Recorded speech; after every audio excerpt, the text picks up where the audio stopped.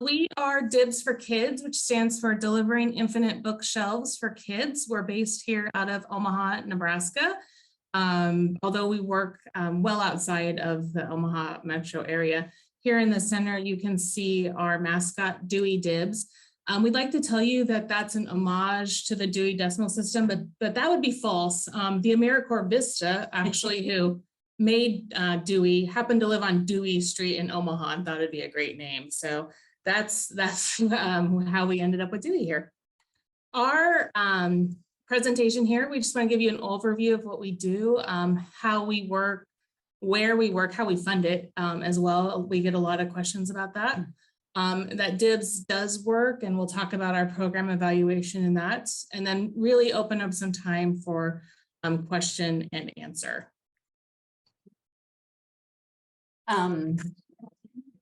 Overview here of DIBS. As you can see on the one side over there, we were the 2022 Library of Congress Literacy Practices Honoree, which was really cool for us. We felt very honored by that. Also a 2020 National Book Foundation Innovations in Reading Prize as well. So DIBS for Kids, or Delivering Infinite Bookshelves for Kids, we're here because we really want to remove those remove the barriers to access that prevent students from getting nightly reading, which can include things like limited time, transport to a library, money to purchase books, all of those different things. And we want to make sure that they have access to books in their native language. And not only is this in urban areas, but rural as well, because we know that there's an existence of book deserts in lots of different places. What we've done is that what we do is we offer for teachers and classrooms and schools a variety of books. So what we'll do is each classroom that we serve gets 212 books per classroom.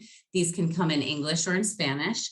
Additionally, we have books in our classrooms in Dari, Pashto, Korean, Karenni, Vietnamese, a wide variety of languages that are well needed in every classroom. What the students do is that we have built a custom-led, student-led software that's very easy to use for not only students, but teachers as well. We got to keep it clean. Teachers do not have time to be dealing with a whole lot of other things. So we make sure we keep it very clean and easy for not only the teachers, but the students. So what those students do is every day they come into the classroom with their book. They take their book out of their folder that we've given them, and they hold it up to the first computer in their classroom. Could be an iPad, computer. We have old Macs, all the things are available. There's QR codes on the back of every book that we put into classrooms. They hold that QR code up to the camera. It takes a picture of it, and then they get to see their dashboard that shows the number of books that they've read in a little emoji, because we've gamified it just a little bit. They go shopping for their next book amidst those 212 books that we've put into the classroom. They find what they'd like to read. They go to the second device. They hold the QR code up again to the camera that's there, and they've checked their book out for the evening. And then they take that home and read it, rinse and repeat, rinse and repeat. It's like brushing your teeth. Every day they do that with their books. They check one in, they check one out. All of the things can happen. We think it's really cool because we're in classrooms every single day. So we're meeting the kids right where they're at, where they can select that book for nightly reading. And then the reason we call it Delivering Infinite Bookshelves is because those sets that we built out, my set is different than Marie's set, is different from Amy's, is different than John's. So about every 4 to 6 weeks, we ask the teachers in a building to rotate their sets so the children get access to an entirely new set of 212 books. And so on any given year, there's about 1,000 to 1,200 books that students get access to. Exactly. Yep. We'll skip our little video. Okay. So how we work. I'm sure a decent number of you on this call have seen Scarborough's Reading Rope. I won't get into too much detail with that. But what we do is we combine our software with physical books, with fiscal responsibility, and that equals out for us of that support for acquiring language comprehension.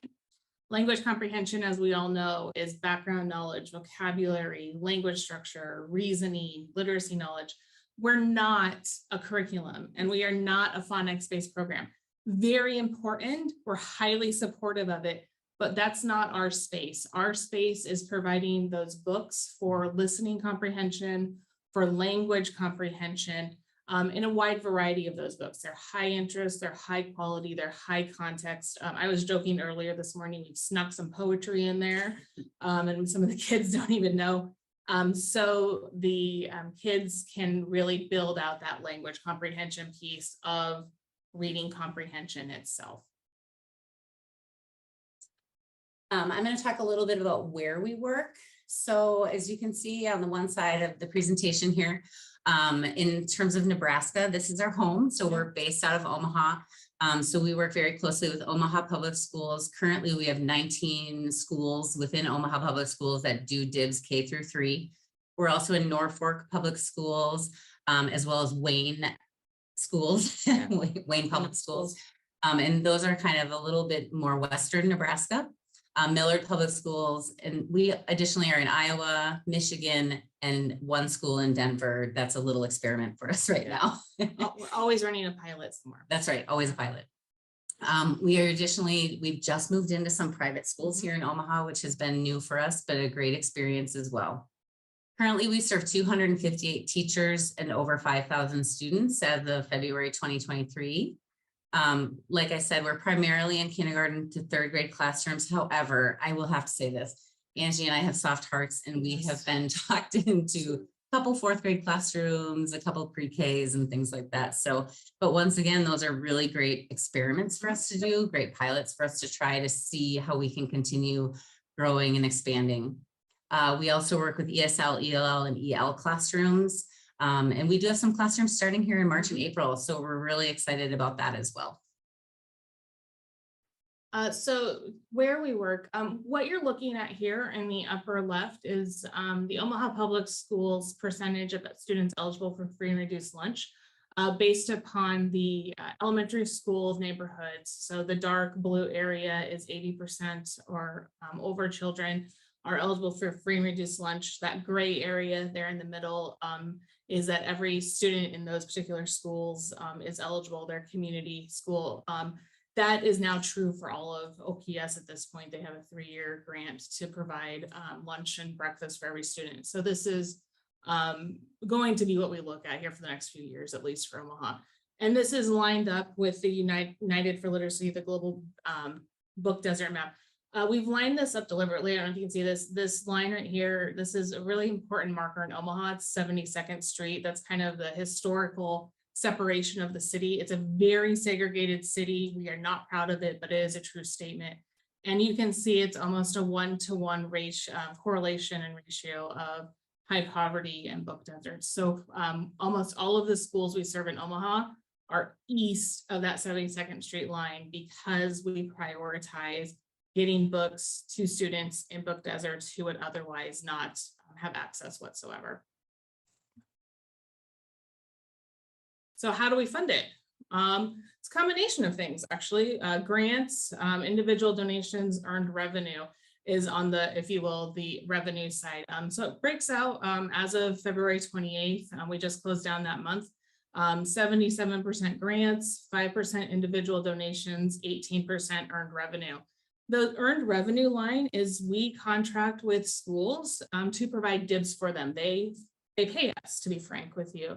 And we, we're not a for-profit organization. We don't, make a quote unquote killing off of it, but we take that earned revenue and pour that back into the philanthropic mission. It also helps with unrestricted funding, capacity building, and the like. We also, and this is where I spend a lot of time in our financials, is on the expense side. We have in-kind volume, local discounts for book purchases. All of the books we provide are new. We do not at this time take book donations anymore. We spend a lot of time with our software developers. They've been fantastic. We've built a fantastic partnership, so they do provide in-kind support for us. Our cloud services are all in kind as well. So we work really hard on both sides of the balance sheet and the profit and loss sheets to be able to fund DIBS. And we've built out really impactful relationships with our funders, our grantors here locally, statewide, regionally. We have some national grants as well. And I would say One of the key pieces to that for us is both the data that we're going to show you here in a little bit, but also we literally write each grant. So yes, absolutely have a bank of standardized answers, but we take the time to write out every single one and go through that. And that's been a really impactful decision for us. It's really impactful. Yeah. Nope. We can talk about the cost of DIBS here as well.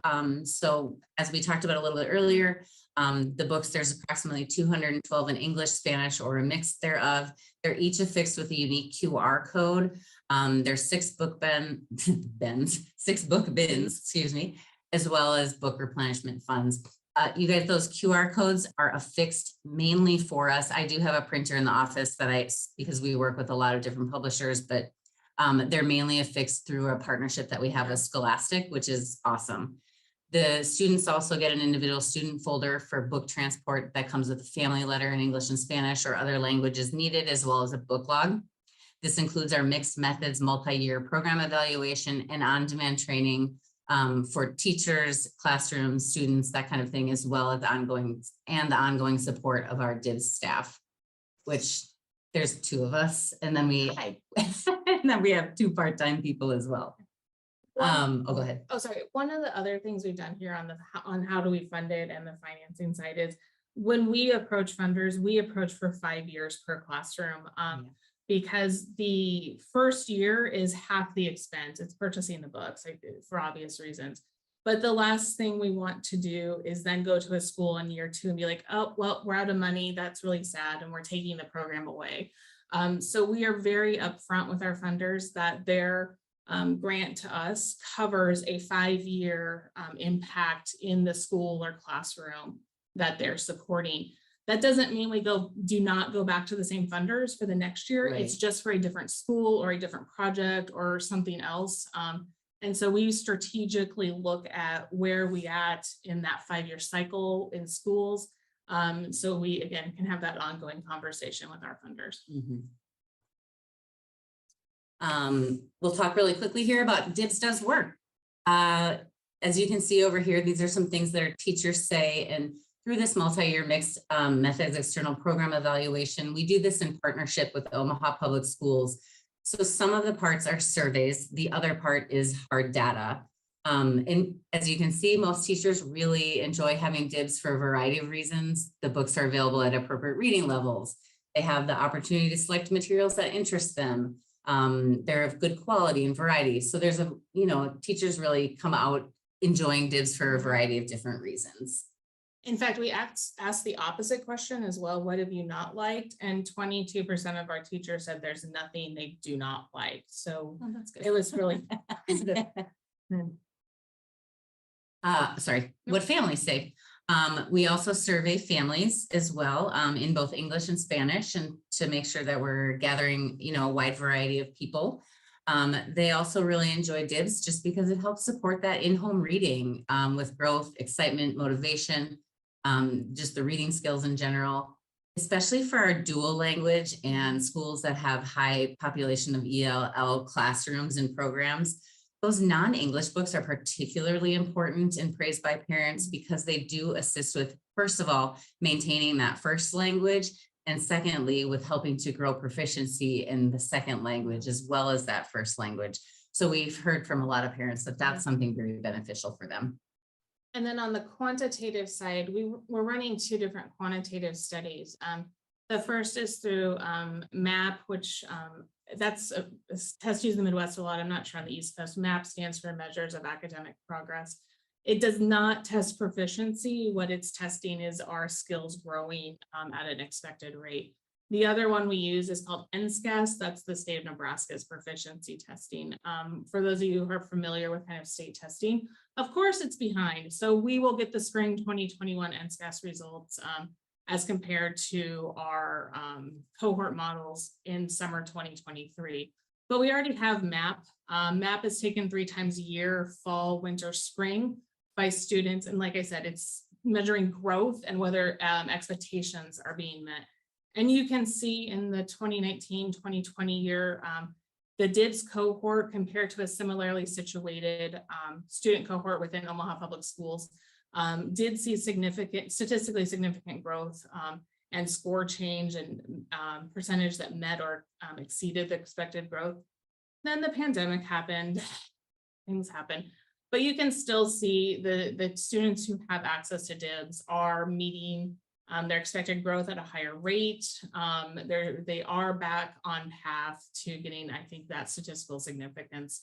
Again, I'm not a statistician. Again, we'll know in the summer here for this particular school year what those MAP scores look like. But I think we're cautiously optimistic given the dosage rates we're seeing of what that will come out to. So here are the numbers. So this is just our last slide here. We're just going to talk about DIBS by the numbers so you can kind of see over on the side, there's the number of books taken home. We did some quick data yesterday.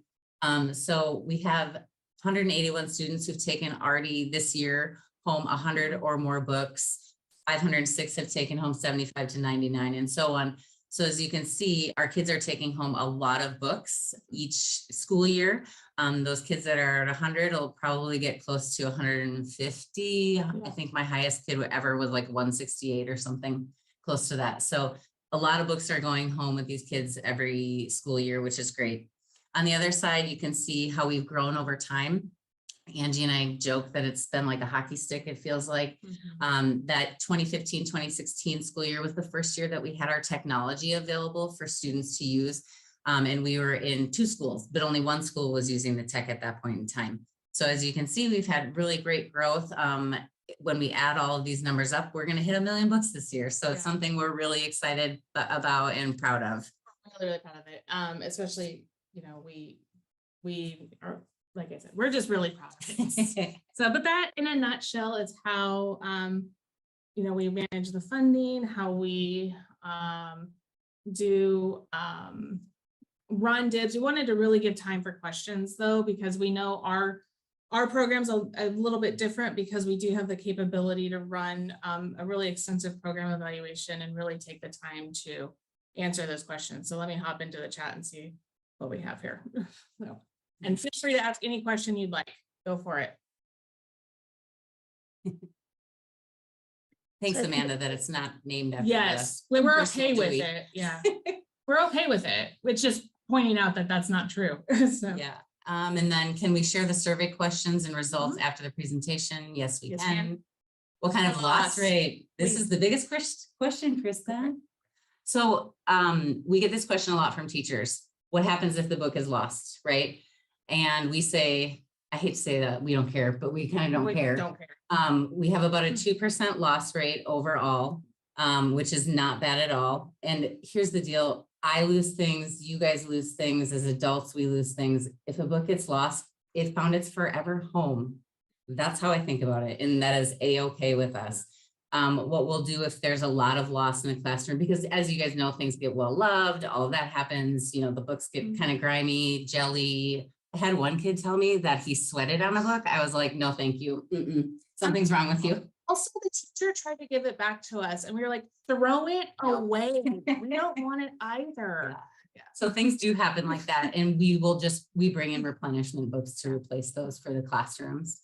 That's part of that budgetary process. We build in about 40% replenishment over that 5 years. So we are doing that. Yeah, 212. Sarah had the question about how do you determine that 212 is the right number? It is very exact and very strange. It's kind of how they fit in the bins, honestly. So like we want to make sure that the bins are really full, but not too full. And then since they change classrooms about every 4 to 6 weeks, really the kids kind of get bored by that 5-week mark because they've kind of gone through most of them. So then they switch. So the 212, it's not necessarily arbitrary, but a little bit, not going to lie. And then looking at it, when I order all of those books, they really do fit into those bins nicely. And I especially jam the lower level books, you might call them, or the more easy readers. That is definitely a little bit more packed than those higher levels, just because of the grades that we serve. But we are always constantly kind of trying to think through things like if a teacher tells us it's not enough, we bring more. Or if a teacher tells me, I have so many high readers right now, can you give me more books at that higher level? Absolutely, we can. How do we keep separate from our classroom libraries? Two ways. One, because we also bring the book bins in. Those book bins themselves are labeled with our logo and the like, as well as every book has QR codes. So if there's a QR code, it's ours. If there's not a QR code, it's not. One of the things also, and this is probably unique to the schools we work in, for the most part, the classroom libraries, those books do not get taken home for a variety of district reasons and teacher reasons, all of which are fine. So ours are the books that go home on a nightly basis. So they're also usually physically separate from the classroom library in the classrooms themselves. That's all you. Taylor is asking, how do you get schools and classrooms on board? Okay, previously, so little background, I'm previously a bilingual school psychologist for OPS, so I had a lot of relationships. So there was that option. So like, it was kind of like friend to friend at first. It grew very organically in that way. Now it's a little bit more of like word of mouth from principal to principal. Or maybe Angie and I are like, okay, we've heard of this school. What do we think that, you know, like, could this be a good option for us to move into? But how we get with them on board is that we do a principal meeting first. So we're introducing it to the principal, explaining the program, doing all that. The second thing that we do is meet with every classroom teacher who could be impacted by this program. So that's K through 3. And what we do is it is never a mandate.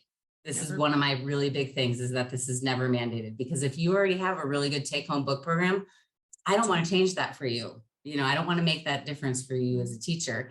But I will have to say that it's almost all the teachers opt in every time, unless they have a take-home book program. So, do we provide the 2 computers? We do not, for a very simple reason, because again, all of the schools we work in currently, to get connected into their Wi-Fi and to their networks, need to be district owned. Now, we definitely help literally raid closets in the district offices. We were like, hey, we're pretty sure closet 412 has some iPads you might want to check out. But we do work with the IT departments very closely to have our software is web-based, have the web clip, if you will, bookmarked, automatically ready to go on the iPads. But no, we don't purchase for that reason. Taylor, I'm sorry, I missed your third question there about how do I onboard new classes. We have all video training for all of the teachers. So I cannot meet with 258 teachers. That is an impossible task. Not that I don't want to. I do know all of them in my head. I'm not kidding. I could probably do them all. You probably can. But we use video training for all of that. So, and it's not beautiful. You guys, you know, you're all nonprofits. It is me on Canva. It's real special. I even made a big mistake at the end, and then I had to add like another video. But you know what? It works for now. And until we have the marketing budget to be able to do that, it's okay. Yeah. They don't mind. It's like real people. They kind of think it's probably funny. They think it's funny. We've shown it to a couple funders and they think it's hysterical. Like, oh, thanks for being real. Yeah. Like, we know that our money is not going to a $50,000 slick thing. You did it. Yeah. My daughter narrates the kid version. So, you know, I mean, it's just, it is what it is. Yeah. So. Any other questions? Do you fund the full, will you only do the program if you can fund the full school, or can a teacher individually apply for the program? Yeah, I would say yes now. At this point, the answer is, yeah, there needs to be critical mass in the school. That's usually about 4 classrooms. 2 years ago, that wasn't the case, but now because of scale, oh, thank you, Amy. Now because of scale, because of capacity, and just how we know program fidelity needs to work through our program evaluation, we want at least 4. Some of the larger buildings we're in, we're up to 17, 18 classrooms. That's also not a problem for us. And we prefer it that way, to be honest with you. Yeah, exactly.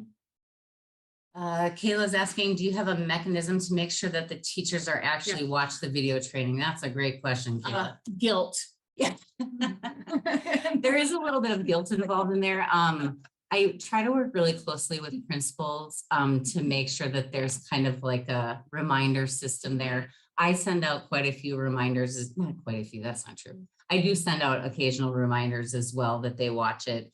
And you can kind of tell the teachers that don't start with the program, because I can see it on my back end, which they're like, oh, you can see that? Yes, I can see what you're doing. If they're not started, I go in and give a personal visit. So we have kind of a tiered system that we've created. Our 2 part-time people, they're called school support coordinators. So they're kind of that first section. But if there's a teacher that's not getting started, I actually personally go in and will get them started myself. How I do that if it's outside of Omaha is I just do Zoom call.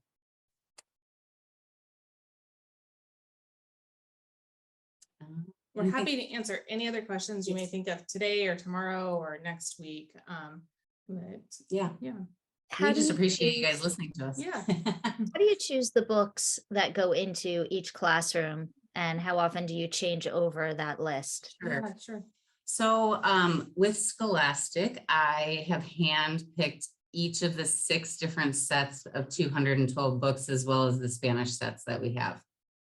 Then what Scholastic does is they warehouse them basically until we're ready to get them shipped out to schools by classroom, by teacher, and all of that. When we work with other publishers, I also handpick them, and Angie and I, we joke because on Friday afternoons, that's like our favorite thing to do, is to go on to different publishers and like find new books and add them to the cart and have them shipped to us and all the things. So we really do a lot of handpicking of that. How often they turn over with Scholastic is once per year. I redo that situation with my friend Ellen at Scholastic, and we figure out what's next and what's new. I will let you guys know, in terms of like a leveling system from like F&P, which I know is a little bit going by the wayside, but I'm real careful to really only order from like level A to level Q because of content and because of the grades that we're in. So we're real careful about that kind of thing. We also know from our software what's popular, what books are very popular, what books are not. So we look at that and are constantly monitoring it. So for example, National Geographic, who would win? Animals, very popular right now. But it varies, right? So right now, koalas are having a moment. They're cute. They're cute. Run with it. So, and then for things like, so for example, Paw Patrol is not having its moment anymore. So we go through the collections, we are constantly looking at it. We have an ongoing theory that any book about animals that has a blue cover will be popular. Very popular. It seems to be bearing fruit. So we're constantly looking at that data we're getting back to adjust in what we purchase. Mm-hmm. Book idea. Yeah, we have to hire some people for capacity first, Kelly. Kelly, are you talking about like the books, like what's popular? Yeah, I think that's you know, we do it a lot. My team does it a lot when we're doing our books on break and we're distributing, you know, 70,000 books. We have to like kind of visually, and with our memories in mind is awful, you know, kind of watch what kids are picking because we don't have an inventory system on that level. So I just think it's fascinating, because when we're doing book ordering, we always want the, you know, what is going to be the most popular. So Kelly, I can send you an email with what's popular from kids in Omaha and you Nebraska. would do that. That was so sweet. I would love that.